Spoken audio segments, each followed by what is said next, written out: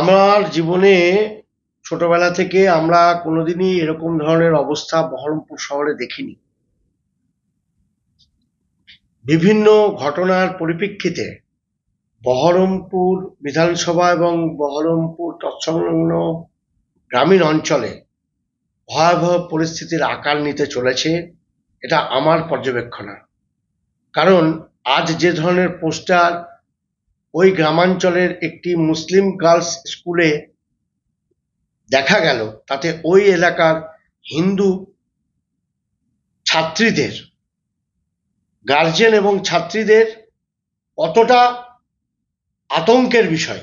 তারা তো এরপরে আর ওই এলাকায় ছাত্রীদেরকে টিউশন করতে পাঠাবে না, কোনো ছাত্রীকে কোনো কাজের জন্য পাঠাবে না, আতঙ্কিত। আমি সঙ্গে সঙ্গে এখানকার প্রশাসনকে জানিয়েছি এবং প্রশাসন যতটা সম্ভব পেরেছেন ওনারা তদন্ত করেছেন এবং করছেন। কিন্তু আমার ভয় অন্য জায়গায়। আমার ভয় এটা যদি বাড়তে থাকে এরকম ভাবে, যার জন্যই আমরা কিন্তু কদিন আগে বলেছিলাম কেন্দ্রীয় শাসন ব্যবস্থার মধ্যে এই জেলাগুলো আসুক।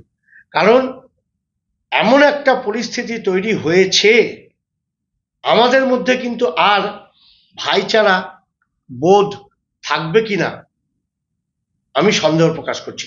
এবং আমাদেরকে এই পোস্টারের পর থেকে আমাদেরকেও সজাগ থাকতে হবে, এবং সজাগ এরকম ভাবেই থাকতে হবে যাতে আমরাও নিজেদেরকে শক্তিশালী গড়ে তুলতে পারি, না হলে কিন্তু সমূহ বিপদ। যাই হোক, প্রশাসনকে জানিয়েছি, প্রশাসনের ব্যাপারে যা করণীয় করুক।